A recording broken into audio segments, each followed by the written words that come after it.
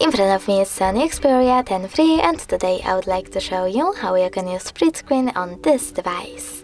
First of all, select one of your apps like Gallery, then click Home button and tap on the square one. Now you need to click on the multi-window switch at the bottom right corner and pick one of those apps, like Google.